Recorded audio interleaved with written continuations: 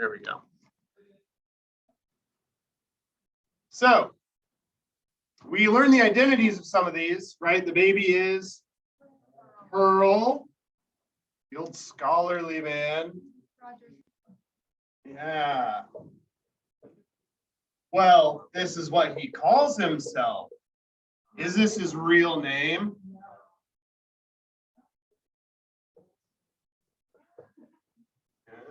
Senior friend.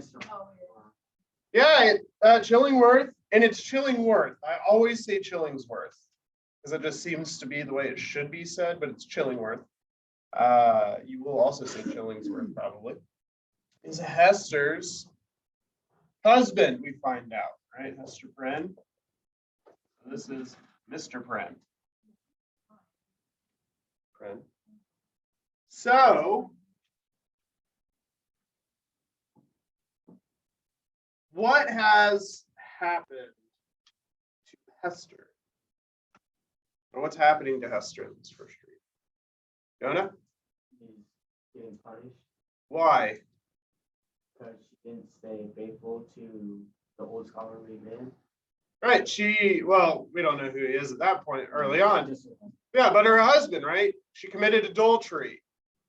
And the evidence being she got pregnant and her husband's not around.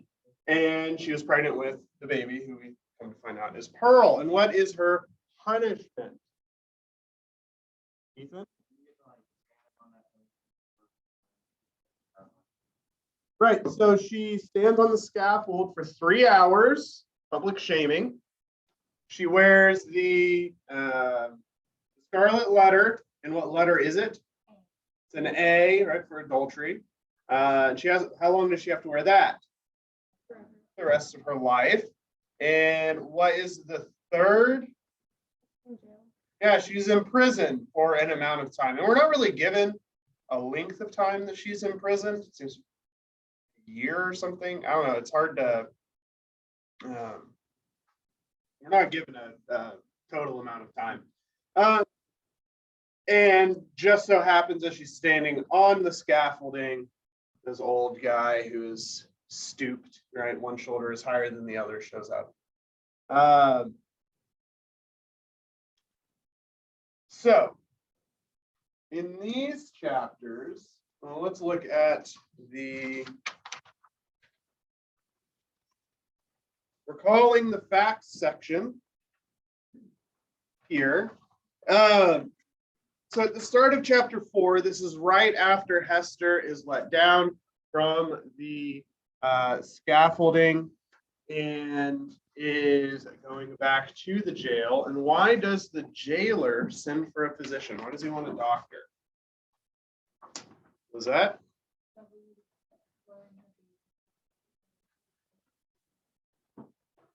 No, that's really dark though.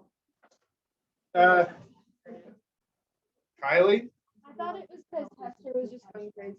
Yeah, Hester's having, a mental breakdown, or at least a pretty serious panic attack, right? And along with her having a panic attack, what's happening to the baby?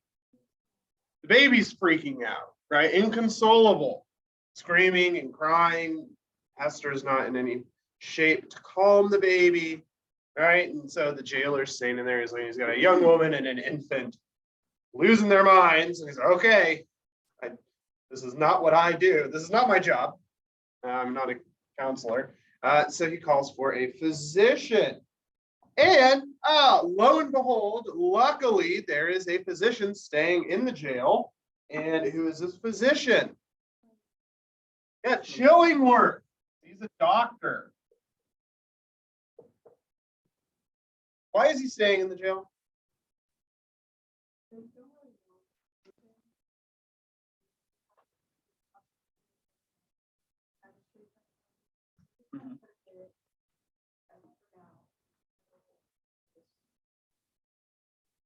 Yeah, they don't know what to do with him. They don't really know who he is. And right, it says they have to pay the ransom to the Sagamores. They're the chiefs of the Indian tribe that had brought him there. And it's not like they have hotels or anything. It's like, where would you have a free bed? Be in the prison or in the jail. So I put him in there. Question. Because he's their captive. Oh.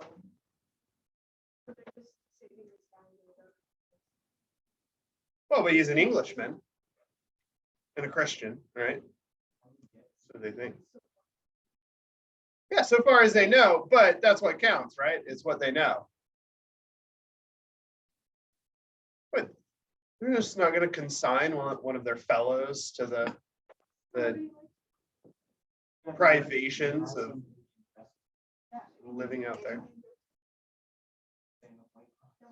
Then he can leave. So then we have this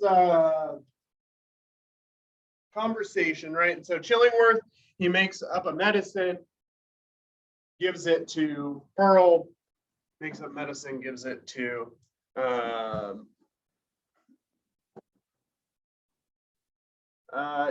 yes, I'll tell them to be louder. You guys have to be louder. He mixes up medicine for Hester. Everyone calms down. And then we have this conversation between them, which is a little chilling, right? So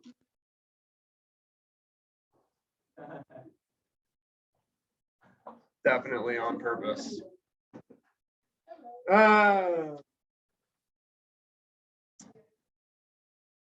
Page 63.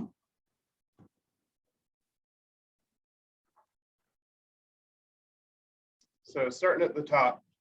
Hester, said he, I ask not wherefore nor how thou hast fallen into the pit, or say rather thou hast ascended to the pedestal of infamy on which I found thee. The reason is not far to seek. It was my folly and thy weakness. I, a man of thought, the bookworm of great libraries, a man already in decay, having given my best years to feed the hungry dream of knowledge, what had I to do with youth and beauty like thine own? Misshapen from my birth hour, how could I delude myself with the idea that intellectual gifts might veil physical deformity in a young girl's fantasy? Men call me wise. If sages were ever wise in their own behoof, I might have foreseen all this. I might have known that, as I came out of the vast and dismal forest and entered this settlement of Christian men, the very first object to meet my eyes would be thyself, Hester Prynne, standing up, a statue of ignominy before the people. Nay, from the moment when we came down the old church steps together, a married pair, I might have beheld the bale fire of that scarlet letter blazing at the end of our path. Thou knowest, said Hester, for depressed as she was, she could not endure this last quiet stab at the token of her shame. Thou knowest that I was frank with thee. I felt no love nor feigned any. True, replied he, it was my folly, I have said it. But up to that epoch of my life, I had lived in vain. The world had been so cheerless. My heart was a habitation large enough for many guests, but lonely and chill and without a household fire. I longed to kindle one. It seemed not so wild a dream, old as I was, and somber as I was, and misshapen as I was, that the simple bliss, which is scattered far and wide for all mankind to gather up, might yet be mine. And so, Hester, I drew thee into my heart, into its innermost chamber, and sought to warm thee by the warmth which thy presence made there. I have greatly wronged thee, murmured Hester. We have wronged each other, answered he. Mine was the first wrong, when I betrayed thy budding youth into a false and unnatural relation with my decay. Therefore, as a man who has not thought and philosophized in vain, I seek no vengeance, plot no evil against thee. Between thee and me, the scale hangs fairly balanced. But Hester, the man lives who has wronged us both. Who is he? And how does Hester respond? Ask me not. She is not going to give it up. So, Chillingworth, looking at this situation, right? How does he feel about the fact that his wife has cuckolded him, essentially, committed adultery, been unfaithful? Jonah? Doesn't he think it's kind of partially his fault? In what way? Like that he was not really paying attention to her and he was just trying to get knowledge for all those years? That goes into it, certainly. I do think it is, he does see it partially as his fault. Audrey?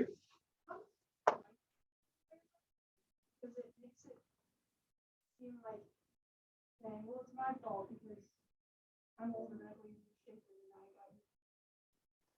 And that's on me, that's my bad. Like, Yeah. I'm very. Because he's like, it's my fault because I'm ugly. Old. I'm not scared. That's part of it. Anyone else? Ethan? And also like later, he's kind of like, yeah, but it's my fault, but don't tell me when we're married. Please. Right, but he has different reasons for that one. But why does he not hold? Well, he doesn't blame Hester, really, or he sees them as even, right? Like he wronged Hester in marrying her. And why would it be a wrong for him to marry her?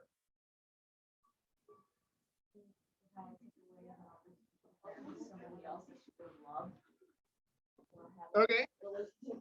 Yeah, because as Hester says, and as Chillingworth agrees, did Hester pretend to love him?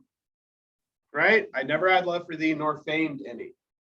So he was under no delusion about how she felt about him, and yet he married her. And she's a young woman, right? Has it, she would have been 18, right? And then he is 40, something of that sort, right? It seems in the narrative. So you have this going on, right? You have the age difference, no mutual love or desire, and then probably incompatible personalities. And then you have the long absence, right? Where Hester is sent over before her husband, and then he doesn't follow for several years, right? And then he does show up at maybe the worst time, right? Or the best time, depending. Right, it's the anthropic principle there, right, Sage? It has to happen for the narrative. So Chillingworth sees him and Hester as even. He's like, I wronged you in my marrying you. You wronged me in your adultery. So we're even. I hold no ill will towards you or towards your kid. We're even. But who does he hold ill will towards? The man. Right? And so Hester is not going to reveal the identity of Pearl's father. And because of this, then Chillingworth's like, fine. Also don't reveal what? His identity. Why? It's part of it. Yeah. Like, oh yeah, that was me, bro. He's like, ha I have found you out.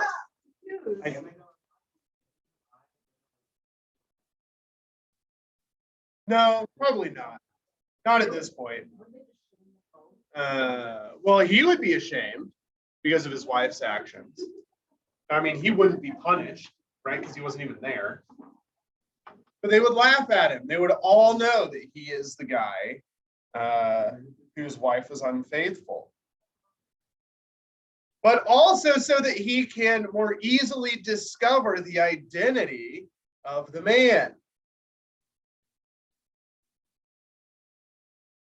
So 65 at the end of the chapter. And now, Mistress Prynne, said old Roger Chillingworth, as he was hereafter to be named, I leave thee alone, alone with thy infant in the scarlet letter. How is it, Hester? Doth thy sentence bind thee to wear the token in thy sleep? Art thou not afraid of nightmares and hideous dreams? Why dost thou smile so at me? Inquired Hester, troubled at the expression of his eyes. Art thou like the black man that haunts the forest round about us? Hast so enticed me into a bond that will prove the ruin of my soul? Not thy soul, he answered with another smile. No, not thine. Whose soul does he want to destroy? The man. That's spooky. Spooky, spooky. So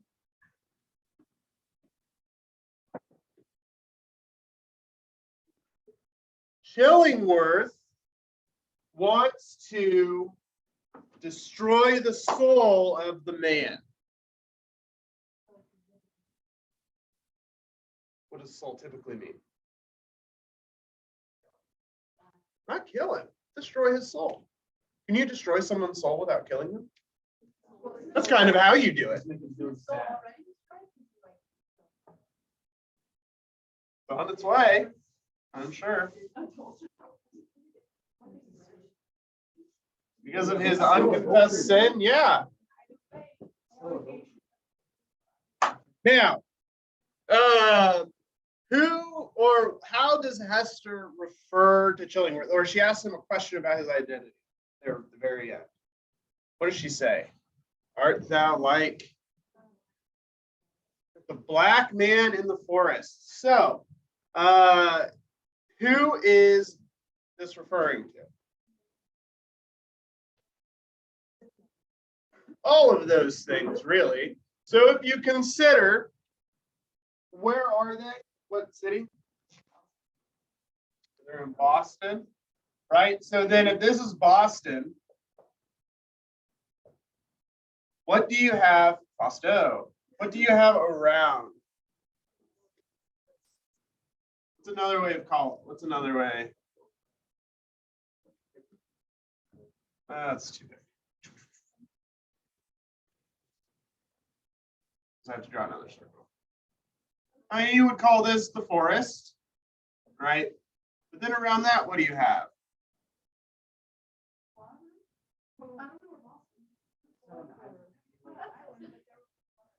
Wilderness, right? So if you think about, you have here, right, Boston, the city on a hill.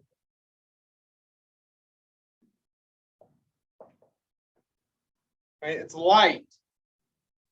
We can think of, right? This metaphorical light. And then you have one step out, you have it's not quite right. So civilization, not quite civilization, right? Influenced by civilization, but not quite civilization. And then you would have wilderness, right? And who lives in the wilderness?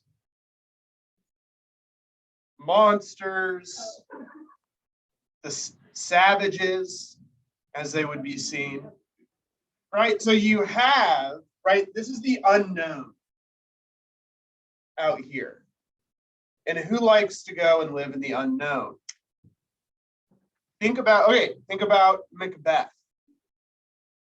Who does Macbeth encounter out in the wilderness on the moors? The witches. Who likes to live in the wilderness?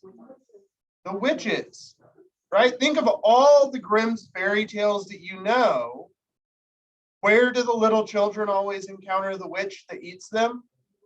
Out in the woods, in the wilderness, right? I mean, you can think about this, all of these stories. This is an archetype that is deep, right? And we see it represented in media today, right? If you think, Tangled.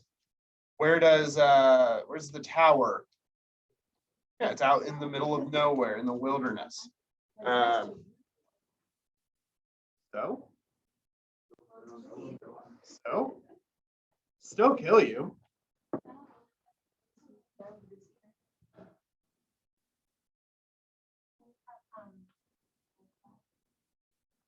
Well, the only not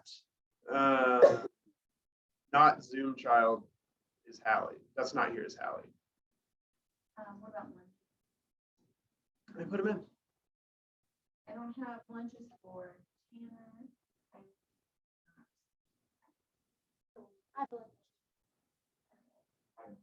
I put it in Rinweb Hot lunch. because I don't usually take their lunch account. I'm not allowed. That's ridiculous. What about you, Riley? Hot lunch, please. Donna? It's for Karen's Halloween. good. Jude is quarantined, yes? Jude, are you in quarantine? But he's here because he's zooming. But Hallie's not. Why are you shaking your head? You're always- No, I'm not in quarantine. Sorry. No, you're all right.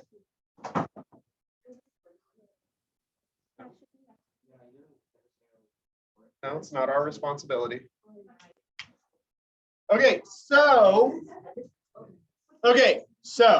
with this framework in mind, right, you've got civilization, not civilization, but influence and interacts with civilization, and then you have full wilderness. Within this, you then have the opposite influence, right? And so the idea, well, okay, so the idea of civilization then would be to expand out, take over the forest, get rid of the wilderness, right? Because this is where danger is. So then the idea, you have it going this way, right? Where you have the dangerous elements of the wilderness, right? This is chaos and paradise lost.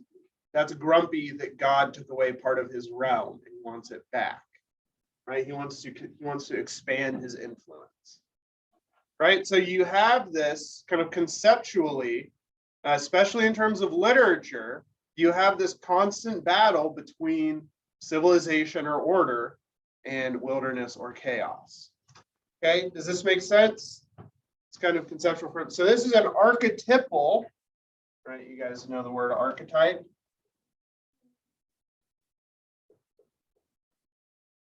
All right, so it's an archetypal conceptual framework for how you look at the world, right? Worldview framework. It is where my people live is civilization and is good.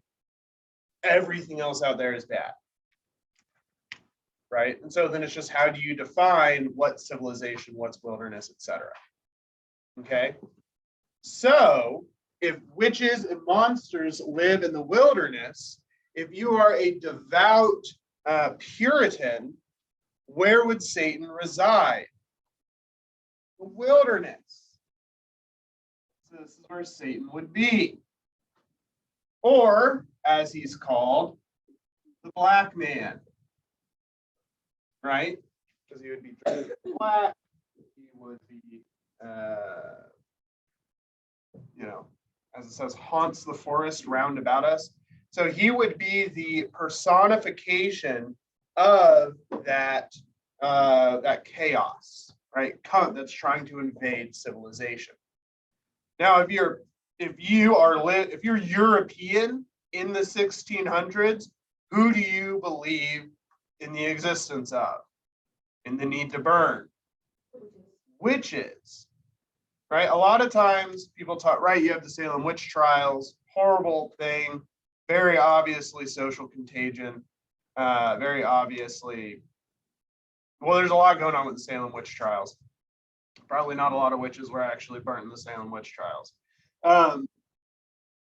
But compared to what was going on in Europe, especially France and Germany during that same time period, it's nothing.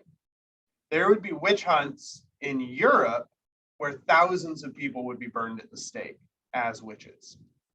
And so you have this very strong belief in the supernatural, coupled with, looking out at this wilderness that you don't know anything about, that's full of people you don't understand, that's full of animal, right? Why does the boogeyman live in the woods?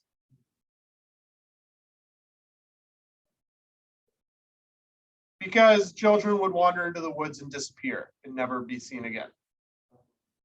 Right? So you would have, right, because you have large predators, lots of dangers, it would just fall off a cliff and die. So you have this tension. Now, if you are, well, we'll see towards the end of this reading. So does this make sense? Questions about this? About what this reference is? I'm spending quite a bit of time on this because it's important later on. Right, so make a note of it.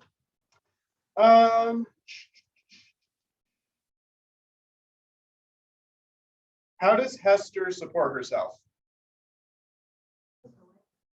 And their needlework, especially really fancy, nice needlework. And she makes not bad money at it, right? But what's the only thing she doesn't get hired to make? Wedding clothes. Wedding clothes, wedding dresses and things, which is ironic, but also fitting. Well, not quite ironic. It's fitting. It would be ironic if that's all she made. Anyway, what does she do with her money though, right? She supports herself in Pearl. Is she, saving it to go back to England where no one knows her or her sin? And she gives it to charity. So she helps those that are less fortunate. What does this tell us about her?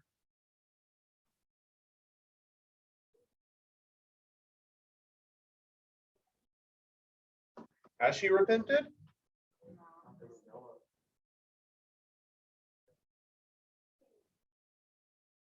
What does this tell us about Esther?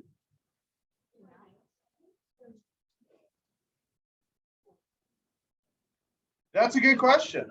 Is it pity for the poor or is it penance for her sin?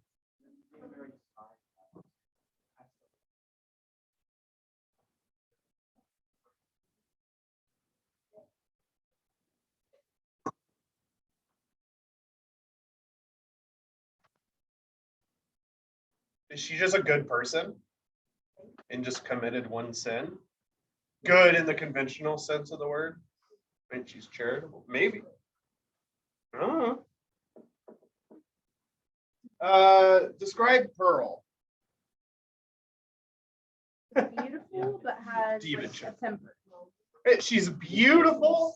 What is the word that's repeatedly used to describe her? No. Well, imp, yeah, but also about chapter 8. She's an elf child. What are elves?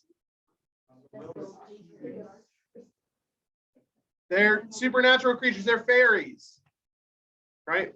Where do fairies live? Wilderness. So it seems as if there is some touch of the chaos of the wilderness, right? The untamed nature of the wilderness in Pearl. And is she tameable? Does she behave? No, not at all.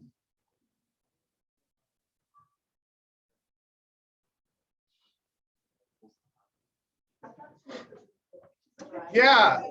Who are her? So Pearl, or no, not Pearl. Hester has a cabin that's kind of off and away from everybody else, right? So that's significant. She's living on the edge, right? She's living right here. Yeah, kind of sketch. And Pearl, did the other children like Pearl? Does Pearl like the other children? No, they do not get along. So who are her friends? Rags, trees. Yeah, imaginary enemies is better.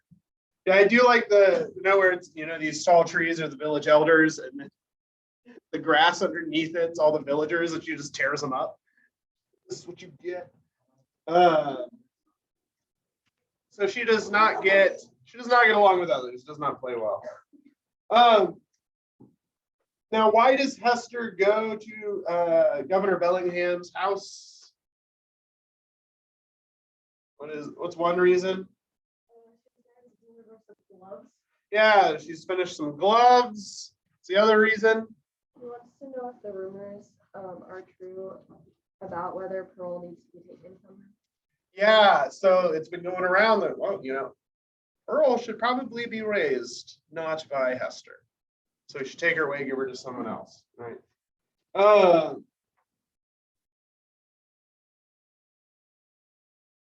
Number 8, the breastplate of the governor's suit of armor acts as a mirror that exaggerates the most prominent features of Hester's appearance and also of Pearl's. Identify these features. So what is it for Hester? Scarlet letter. And for Pearl? Isn't it like, I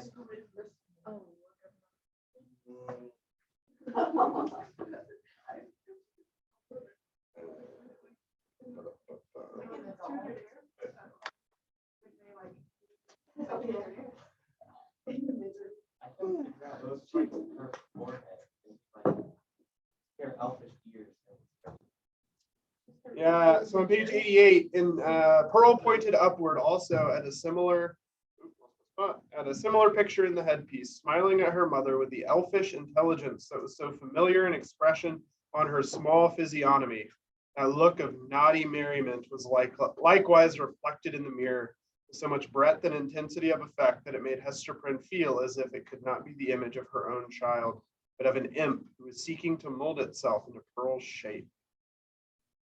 Yeah, so that look, that mischievous look comes over her.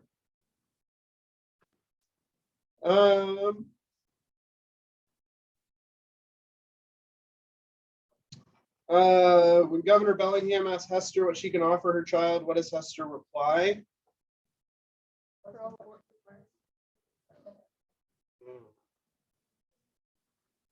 And then who argues for a Hester to keep Pearl? Who comes to her defense? Yeah, Dimmesdale. And then at the end of the reading, as Hester and Pearl leave Governor Bellingham's house, who do they run into?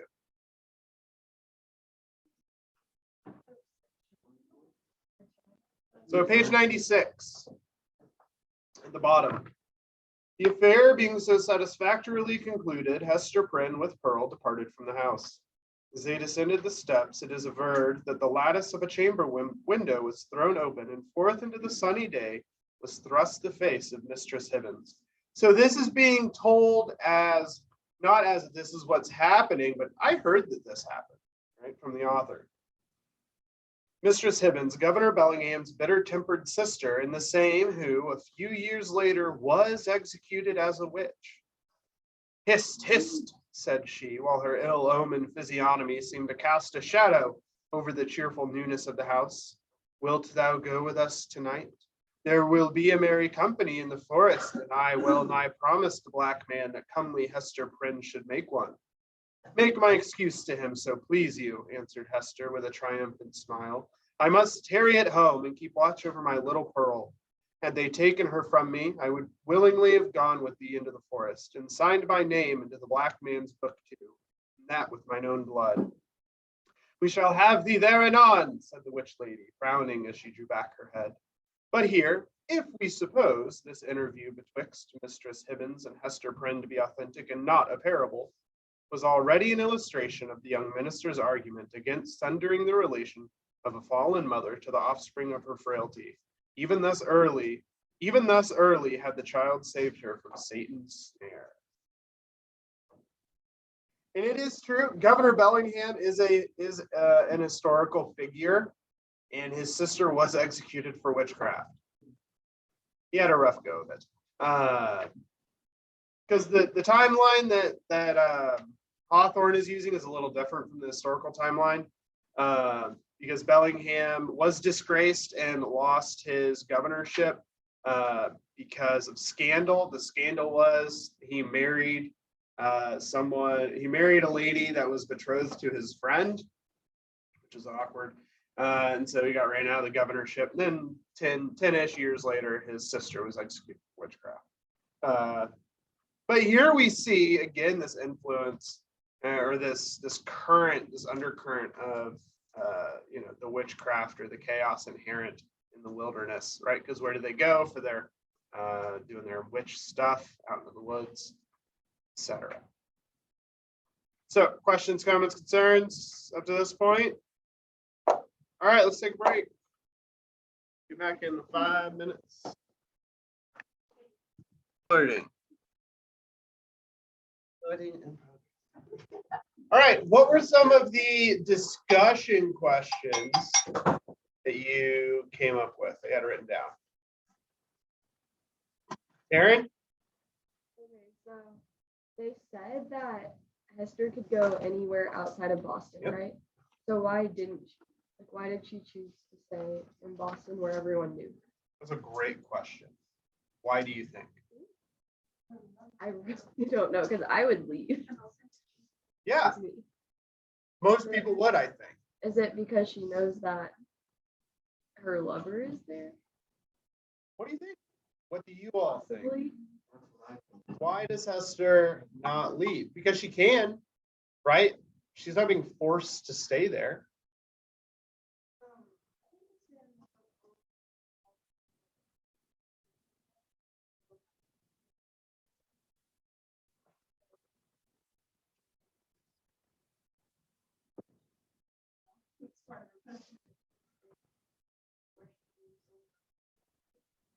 Yeah, there is some about the like effect that trauma can have on a person. Like something terrible happens to somebody in some place, and so they just like stay there, like they haunt it, kind of. So there's that going on, where it's such an impression has been made on her that she can't get herself to leave, maybe, or never enters her mind to leave. And then you have, well, the man that she loves is there, right? And right, because there's, oh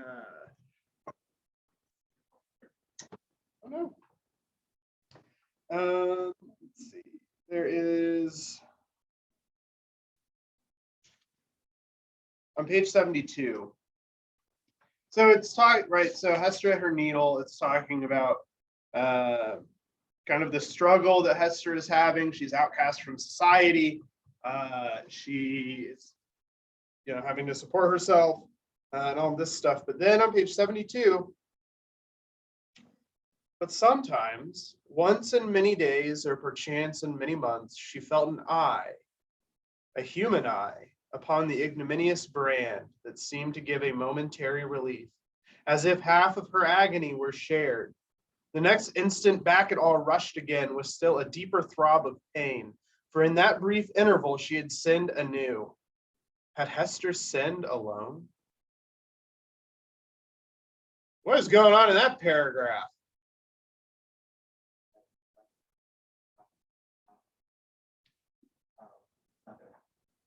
Proximity to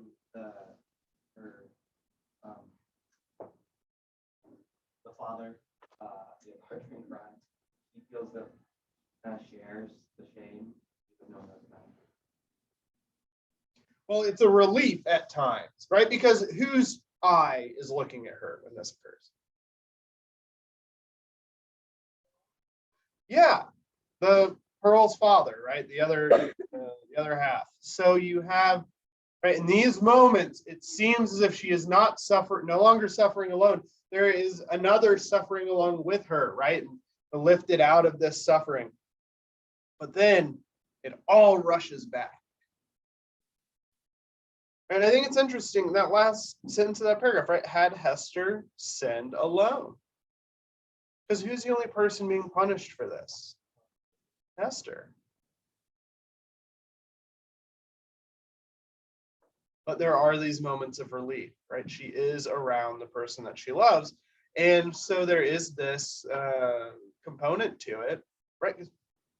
Because people do really dumb things because of their, well, let's not say dumb, irrational things because of who they like, or maybe even who they love, right?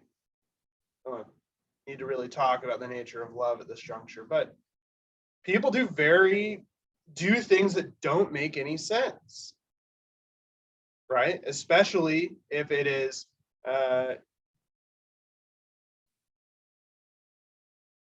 would you say it? Especially if it's a passionate love, right? Because what's passion? Passion is emotions, right? Emotions are irrational in and of themselves. And so you have this sorts of behavior which don't make any sense, right? You look at it, why are you doing this?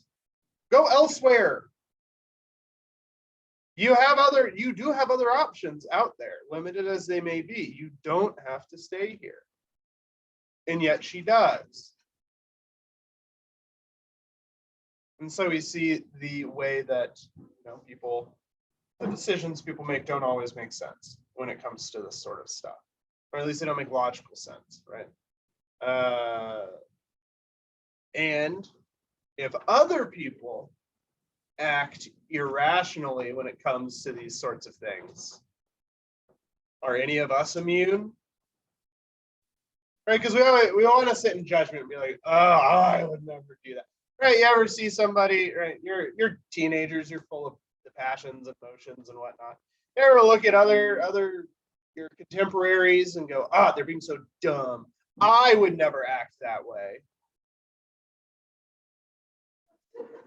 That's a relief. You ever look at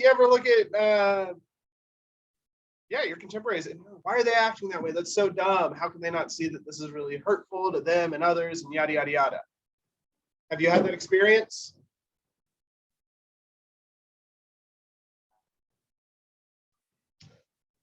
Well, your generation is much less judgmental than mine, I would say. Because we did it all the time. Very judgy. Because you guys are never judgy, right? But then remember, one thing to remember, yeah, maybe what they're doing is wrong or silly or ill-advised. Are you immune from doing similar things? No, you are not. In fact, it's the people that say stuff like that. Go, no, I would never do that. That almost invariably do something like that. So, a little humility. But it's also, yeah, sometimes it's the only explanation is that, well, you know, who knows the hidden mysteries of the human heart? Right. That's why Relient K made a song about mood rings. Any of you listen to Relient K?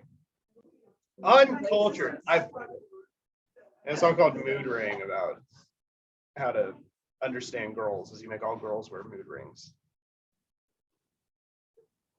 It's pretty funny. Anyway, uncultured. All right, anyone else? Other questions? Audrey?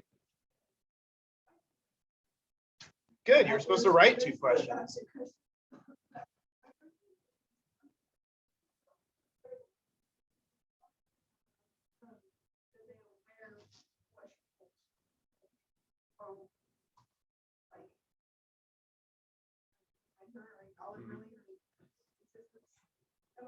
Why is that hypocritical? Because I mean, if they're gonna hate her, they should. Do they hate her?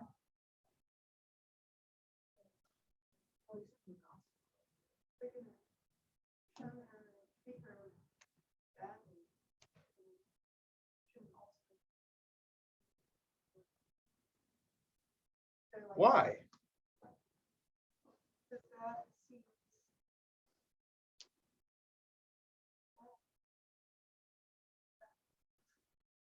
Seems bad. Seems unfair?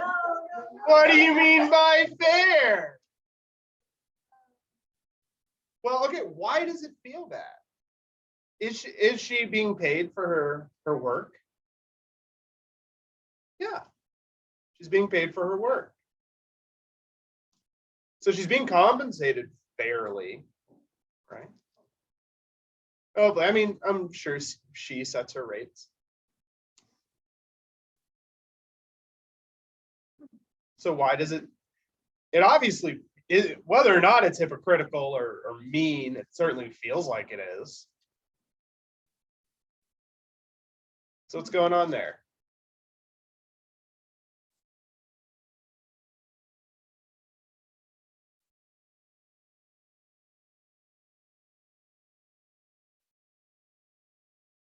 Why does it feel that way?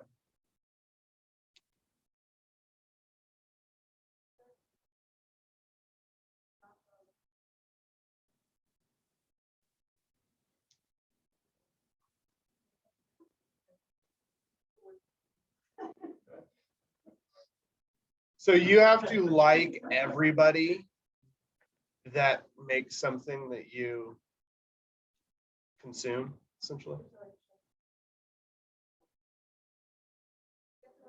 Well, isn't it appreciation enough to give her money?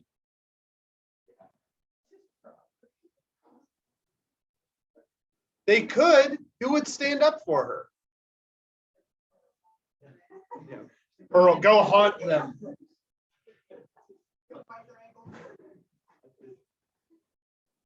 Go tear out their hair like it's grass. I don't know, but that's a good. Why? Why is that the case? Why does it feel so wrong that they treat her this way? Is it just our modern sensibilities that we've been desensitized to the destructive nature of sin? That we just let anybody and everybody into our communities, no matter what they've done?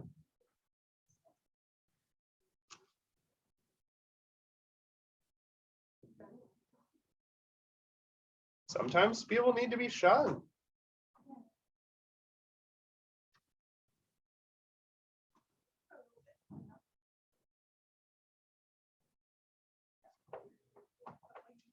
We have some online responses. All 9 chats. Drop a comment in the chat. It really helps the channel out.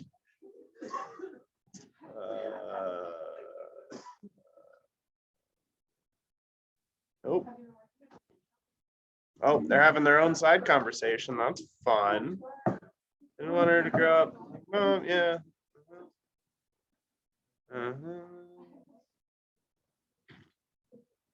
Good. Hit the notification bell so you can be notified whenever a new video comes out. Yeah. So how does the governor seem to know what Hester is there for? Because I mean, obviously he knows that she'll give him gloves, but they didn't really address that. So how does he know that she's there to ask him about the whole parent transfer?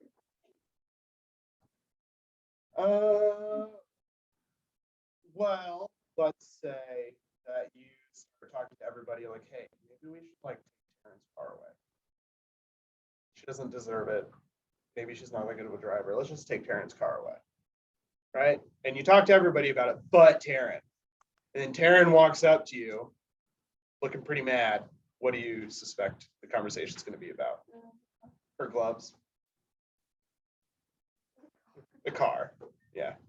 Because it says about that Bellingham was the one that was the loudest and pushing for Pearl to be taken away. Anyone else? Yes. So Hester never really like denies that Pearl demonic. Oh yeah, she's crazy. The whole devil in her. So you think she would Don't still, all like, children have a little? do you It's think called she'd still sin. love her and listen to her if she discovered that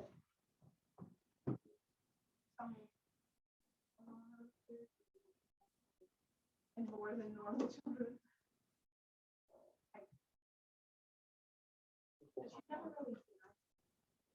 Someone has to love those children. Shouldn't it be their mothers? Haven't you heard the phrase, a face only a mother could love? There's a reason that's a phrase. Right? I mean, let's be honest, I have interacted with enough small children to know that I'm glad that they have parents that aren't me. Right? And I'm sure the same thing happens with my kids. Like, woo, glad I don't have to deal with them all the time. Right? And you love your kids. You might not like them all the time, but you love them.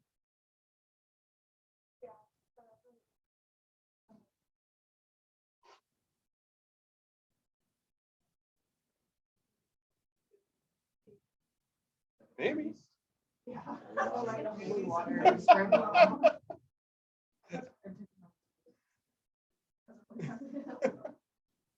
Smacked in the head with a crucifix.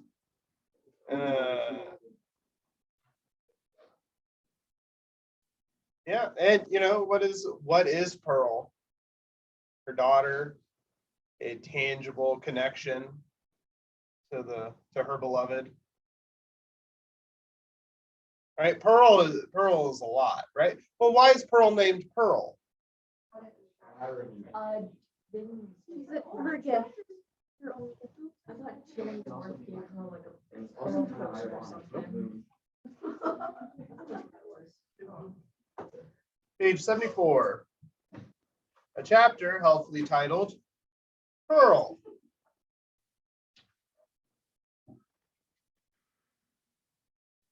So, I don't know, what is that? 8 lines down. Her Pearl. For so Hester had called her, not as a name expressive of her aspect, so a name not because of how she looked, which had nothing of the calm, white, unimpassioned luster that would be indicated by the comparison. But she named the infant Pearl, as being of great price, purchased with all she had, her mother's only treasure. How strange indeed. So pearl being, right, a pearl of great price. That ring any bells?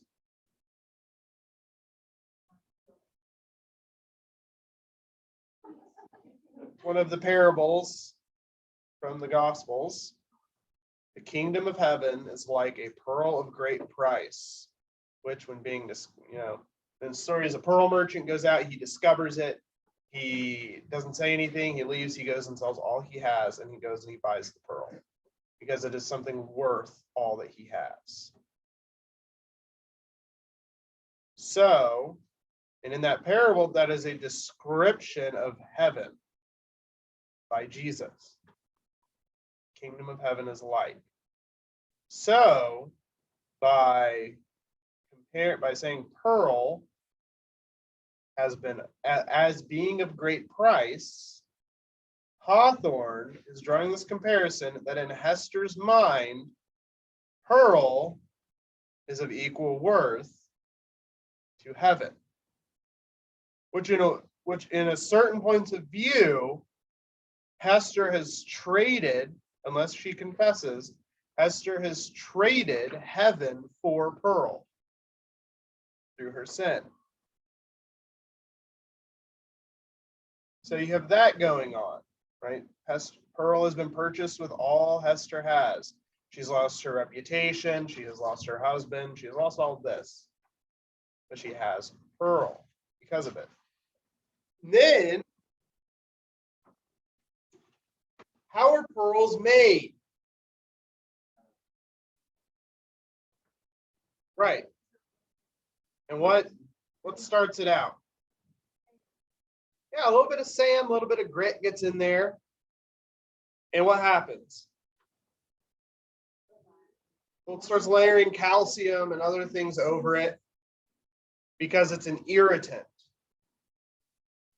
So it's causing pain to the animal, right, to the oyster.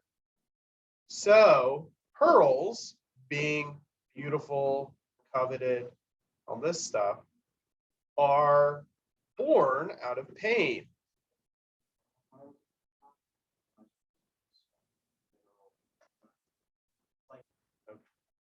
Farming, pain. Yeah.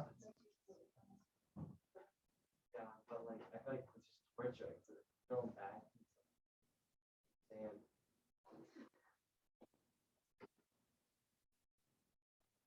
It is what it is, I guess. I mean, have you read The Pearl? John Steinbeck? Yeah, Wait, is that book that we had to read? it's one of the summer isn't readings. the pearl fake? Oh. I thought It's real. I thought pearls were eggs. That's why you shouldn't watch television. Anyway, so the pearl being born of adversity and pain, right? But is worth a lot. So you have this going on. Other questions? Yes, Kylie. I was a bit confused as to why Pearl said that she was made by her mom plucking a red rose off of a bush. I didn't really understand that. Wait, why did she say that? I don't know why she said that. Kids say a lot of weird stuff. One, is that the consequence of our kids just being weird? I mean, I didn't know if it was referring to like the first chapter where like it was talking about a red. And there's a rose bush right outside the prison. So she was just like standstill. I don't know. What do you think?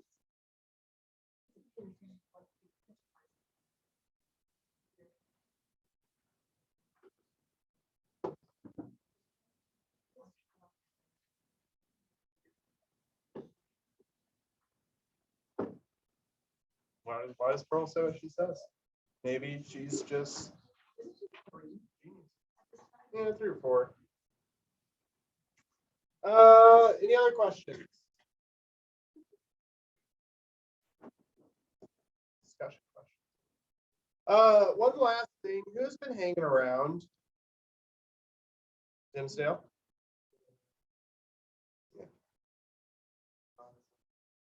Definitely.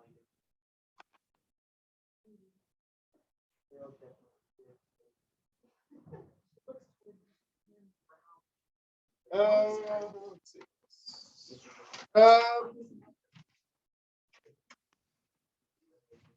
Irony we've talked about. Okay. Two. Go ahead and make sure your names are on these. Hand them all to Kylie up at the front. Then we have chapters 9 through 11.